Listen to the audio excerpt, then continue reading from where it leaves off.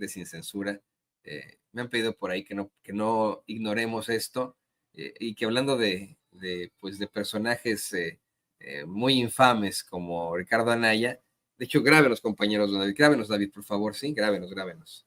Le decía que hablando de personajes muy, muy infames, obtusos, absurdos, como el Ricky Riquín Canallín, el muy canalla de Ricardo Anaya, pues surgen estas declaraciones lamentables, una vez más, del vocalista de Maná, Fer, quien ahora en un concierto, muy a la Samuel García, la desgracia nacional, muy al planteamiento clasista, salió a decir que los únicos, y muy a la Xóchitl Gálvez, al ofender al sureste mexicano, salió a decir que si en México fuéramos igual de jaladores que en Nuevo León, México sería de primer mundo, fíjese. Y mire, aquí tenemos una gran audiencia de Nuevo León, ¿eh? No, esto no es un problema con el pueblo de Nuevo León, todo lo contrario, ¿no?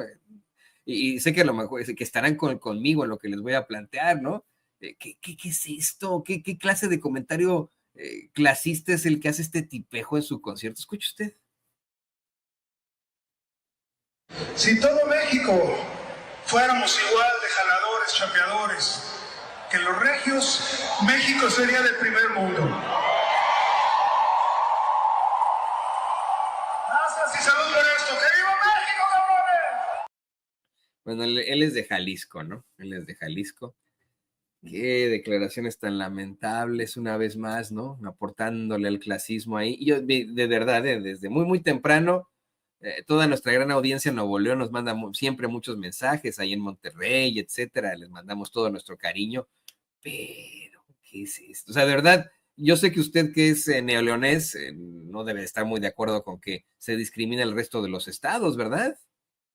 Que saque un tipejo como Fer de Maná, otra vez declaraciones ignorantes, mediocres, y que las equipare a pues declaraciones muy al estilo Xóchitl Gálvez, Samuel García, Ricky Riquín Canallín. ¿Qué es esta madre? Mi amigo, el mejor flautista del mundo, el director de la Capela Barroca de México, el gran Horacio Franco, aquí en Sin Censura. Horacio, ¿cómo estás? Bienvenido. Hace tanto tiempo que no te veía. Te mando Sí, una... caray, ya te extrañaba, yo los extrañaba, pero yo diario los escucho y los veo, aunque no he podido estar, la otra vez estaba yo en un avión, entonces por eso no, cuando me invitó Ceci, me hicieron favor de invitarme, pues no pude asistir, pero bueno, aquí estoy con todo el cariño y con todo pues con todo el interés de platicar de todo, qué interesante todo lo que estás hablando ahorita, y sobre todo pues lo de este hombre que bueno, se trató de ganar a la gente. Mira, yo cuando estoy en un estado, estoy tocando en un estado o en un país, no, siempre tienes que tener la delicadeza, el detalle como artista de agradecer y de enaltecer las cosas buenas que tiene ese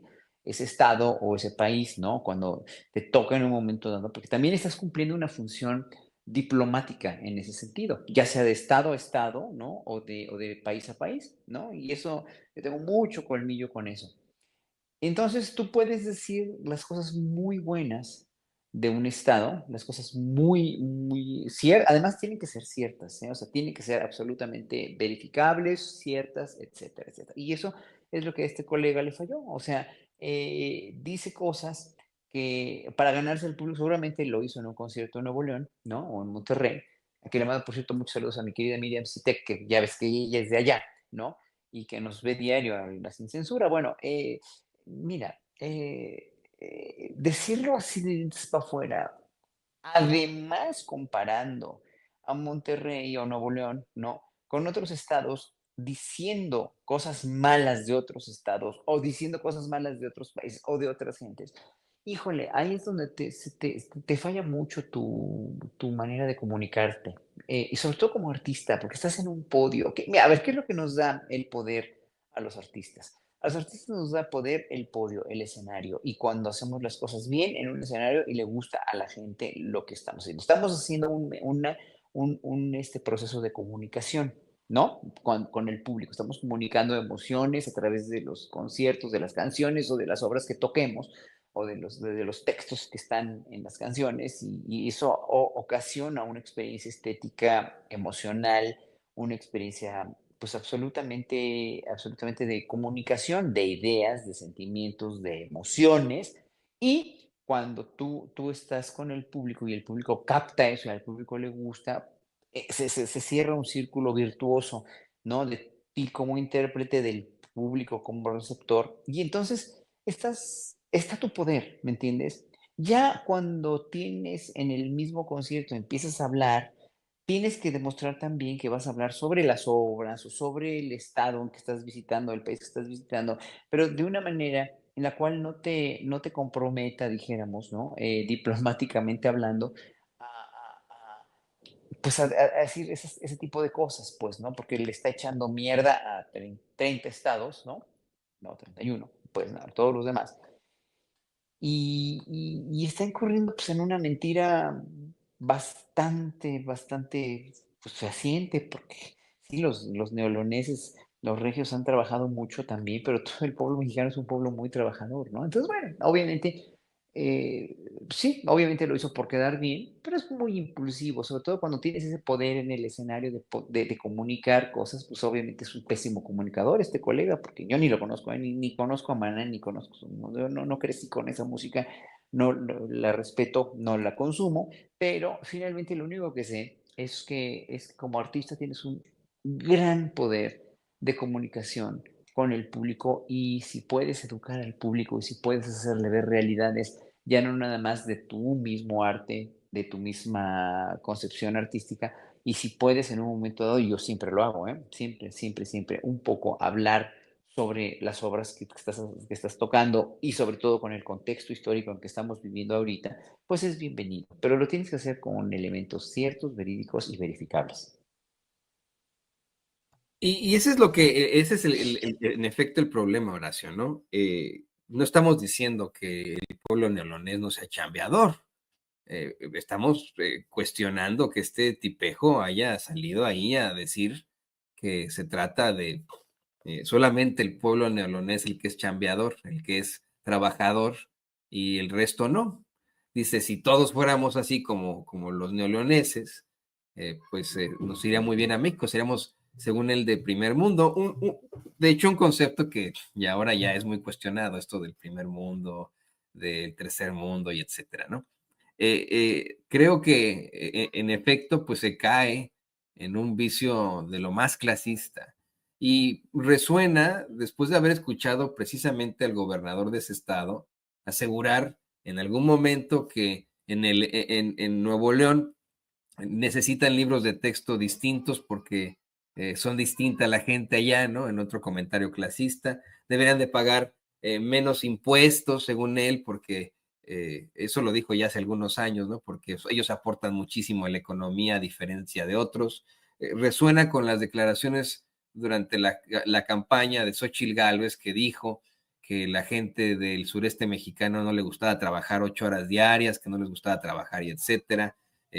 Resuena siempre con este discurso muy, muy escaso, clasista, que no debería estar en boca de esos, efectivamente, que tienen mucho poder en un podio. A Fer de Maná lo sigue mucha gente.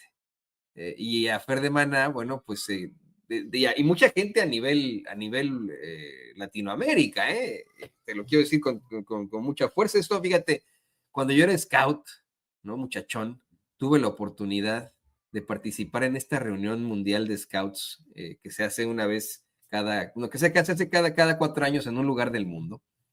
Yo debía haber tenido unos 15 años. Participé en se llama Jamboree, ¿no? El Jamboree Mundial de Chile. Fuimos a Chile, imagínate, ¿no? Y recuerdo mucho, bueno, como era un Jamboree mundial, efectivamente había gente de todo el planeta, pero específicamente de Latinoamérica y de Sudamérica, ¿no? En especial, me da mucho la atención que pues, los chamacones de otros países de Latinoamérica tenían esas referencias sobre México, referencias que, oye, híjole, me rompen el corazón, ¿no?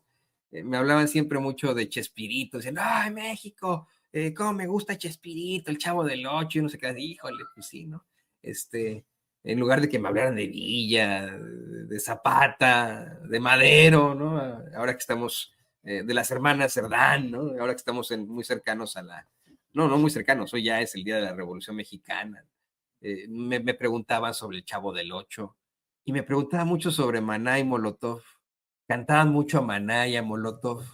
Entonces, como tienes toda la razón, este tipo de personajes desafortunadamente tienen en la voz pues, un poder que les da ese micrófono, que les da ese podio, y muchas veces actúan con la mayor de las ignorancias.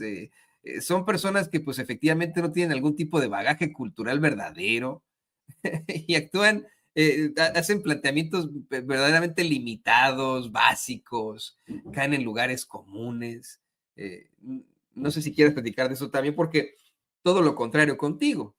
Tú eres un hombre de mundo, un hombre muy, permítame decirlo así, ¿no? Muy educado, el mejor flautista del mundo, pues con un amplio bagaje cultural, el gran Horacio Franco, y por supuesto te das cuenta, tienes un discernimiento de lo que probablemente sea positivo a nivel país y lo que probablemente sea clasista, racista, antimexicano. Me quiero referir muy en específico a este grupo de artistas que se opusieron al Tren Maya y que hicieron pues esta campaña junto con Eugenio Derbez en contra del Tren Maya, utilizando ese poder que el podio les da. ¿Quieres platicarnos un poco sobre esto? Sí, mira, tú estás tocando un punto muy importante, donde lo de zapatero a tus zapatos puede ser ese dicho que es tan cierto, ¿no? Puede ser tomado de una manera literal, o puede ser tomado, como en mi caso, por ejemplo, de una manera menos literal y más congruente con ser un ciudadano, ¿no?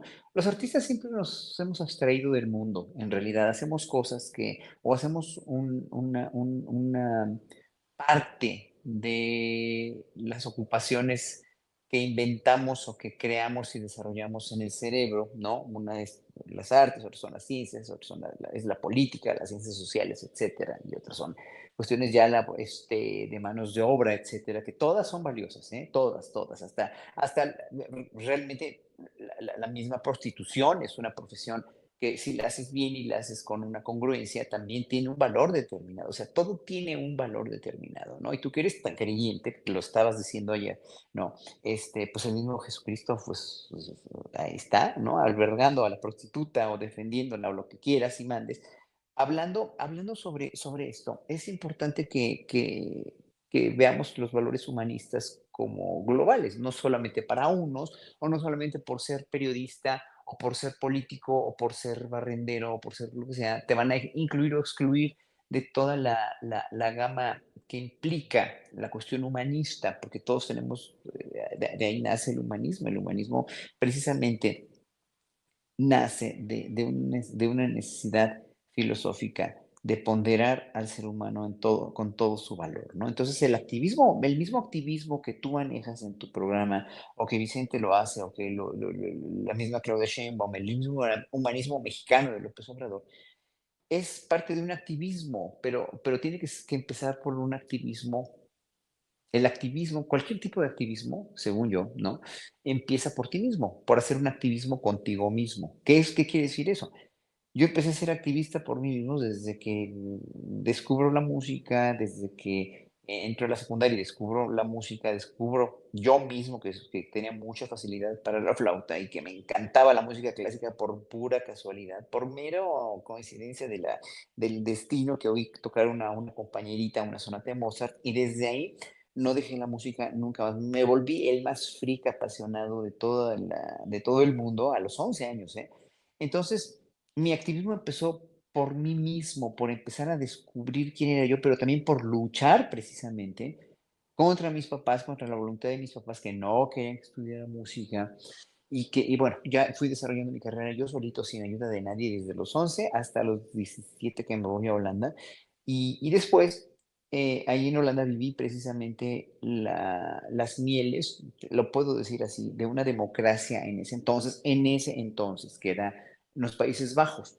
que en realidad, pues hoy por hoy ya vemos a Europa cómo está, ¿no? De devastada en cuanto a ideología política, en cuanto a manejo de las verdades por los medios de comunicación o las mentiras también.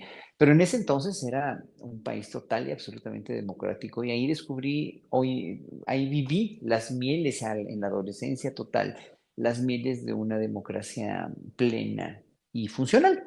No, me di cuenta que México sí en verdad era una dictadura, yo lo he dicho muchas veces, descubrí que, bueno, cuando Mario Vargas Llosa dice en 1991 que México es la dictadura perfecta, yo ya lo sabía desde 1981, o sea, 10 años antes, cuando me fui a Holanda, pues yo descubrí que México sí era una dictadura finalmente, ¿no? Pero bueno, voy a esto. El activismo precisamente nace del activismo que haces por ti. Tú no puedes ser activista de una causa si no vives esa causa como propia. Por eso admiro tanto a Andrés Manuel López Obrador, porque él vivió un activismo que él vivió, él promulgó un activismo, practicó un activismo que le vino por todas sus circunstancias de estudiante, como las conmovedoras ideas que decía López Obrador, digo, las conmovedoras sucesos que decía de cuando él era estudiante, hizo que él se enfocara en un activismo primero por él mismo para poder sobrevivir, ¿no? Como todos.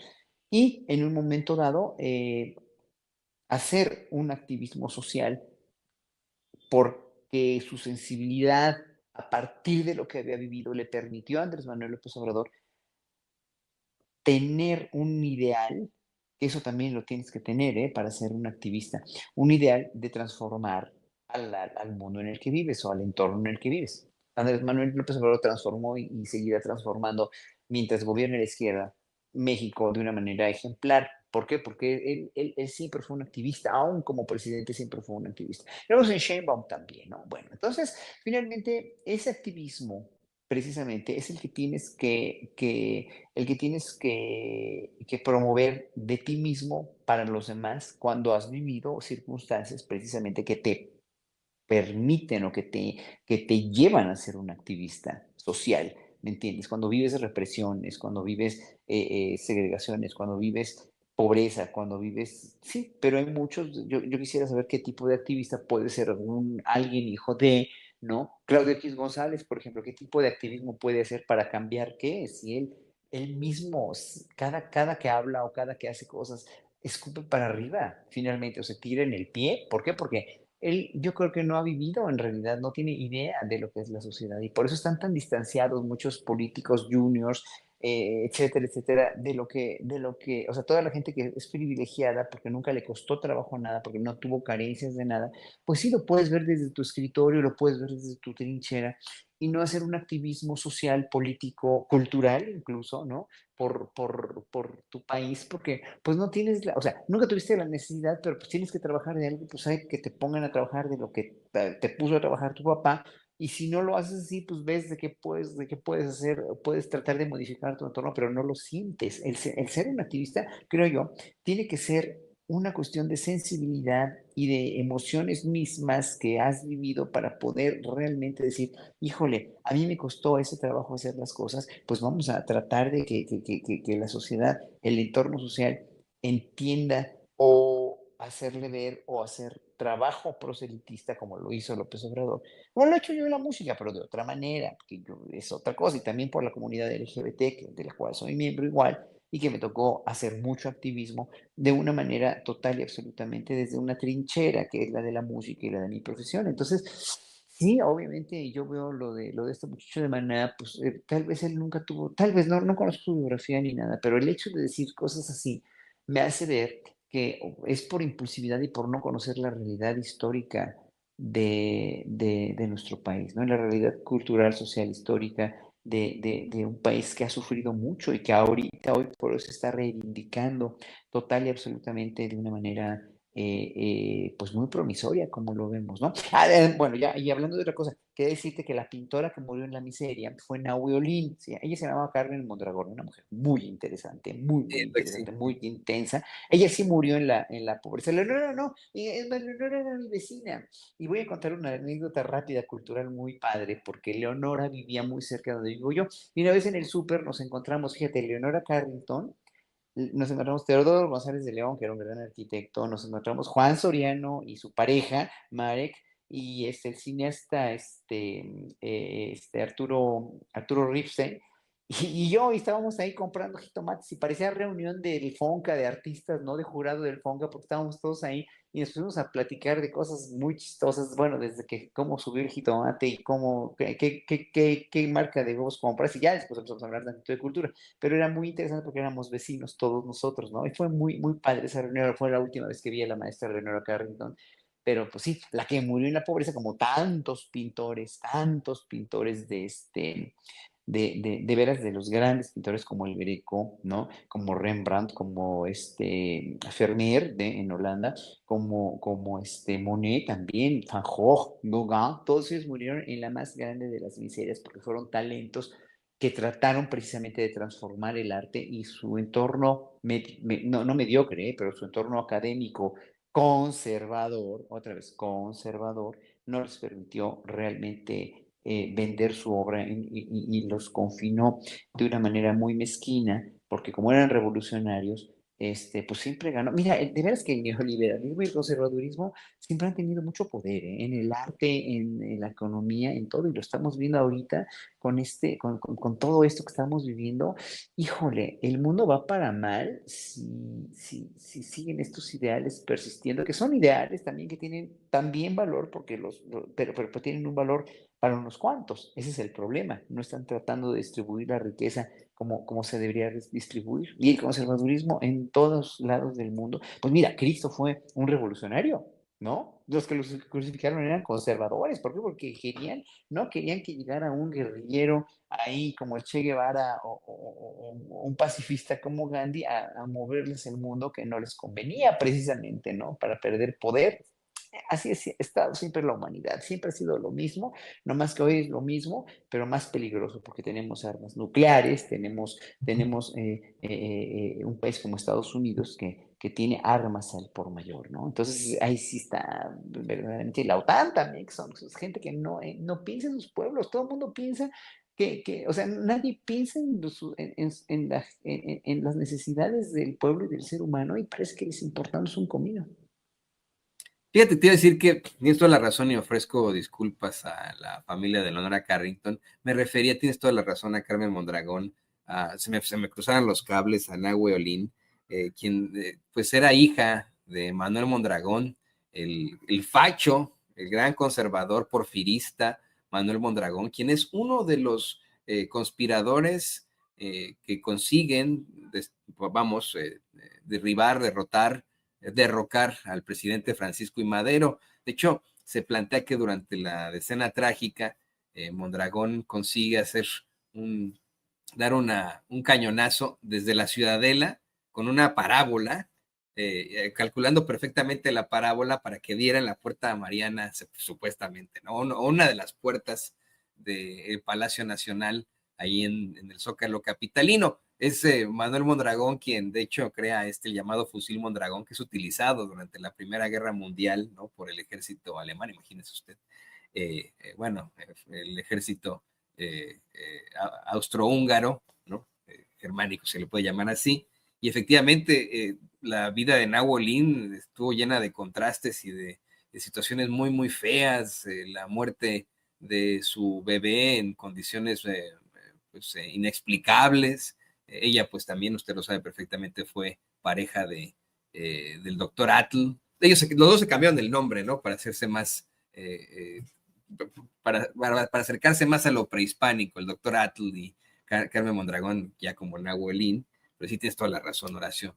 Ofrezco disculpas por esto. ¿Pero qué te parece que hablamos de lo que estábamos planteando sobre esta obra de David Alfaro Siqueiros vamos, ¿no? Endulzar un poco una situación ante tanto tema escabroso que existe en estos momentos como lo de Ucrania, lo de Estados Unidos?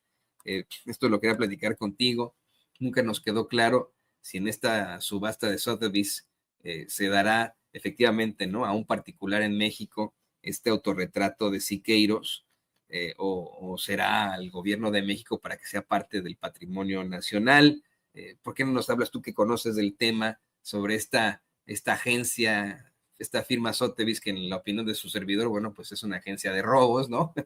Mediante Sotheby's se subastan una serie de obras de arte y de artículos muy importantes para muchas naciones que, bueno, pues le pertenecen al patrimonio cultural de esas naciones. Sin embargo, bueno, están en las colecciones de personas muy acaudaladas. ¿Qué opinas de esto, Horacio? Mira, que tanto peca el que mata a la vaca como el que le agarra la pata, literal. O sea, el trato a las obras de arte mexicanas y prehispánicas y de todo tipo ha sido, pues, un objeto de mercado por el interés tan grande que hay de todo el mundo, o sea, de todo el mundo. La taxación por parte de todos los managers o gestores de pintura, todos los dealers se llaman, ¿no? Quienes hacen compraventa de arte y de pintura, siempre se ha visto finalmente marcada por las tendencias que ellos mismos quieren imponer. Y nadie exime a ningún particular, ¿no?, de tener una obra determinada de cualquier autor, ¿no? De hecho, pues, como decían por ahí, Van Gogh, Vincent van Gogh, el pintor holandés, Van Gogh se pronuncia, pero se dice Van Gogh en holandés. Van Gogh vendió el doble que Paul Gauguin, o el otro artista de su época contemporáneo que vivió en Tahití, que pintaba unos cuadros maravillosos, ¿no? Vendió lo doble que Gauguin. Gauguin vendió un cuadro en toda su vida y Van Gogh vendió dos. O sea, imagínense la injusticia trágica para estos grandísimos genios de la pintura, cuando hoy, o sea, cuando murieron en la miseria los dos, cuando vivieron unas penurias económicas verdaderamente fenomenales, o sea, era gente muy pobre, muy pobre. Y hoy un cuadro de Van Gogh se vende en 100 millones, 200 millones de dólares, ¿no?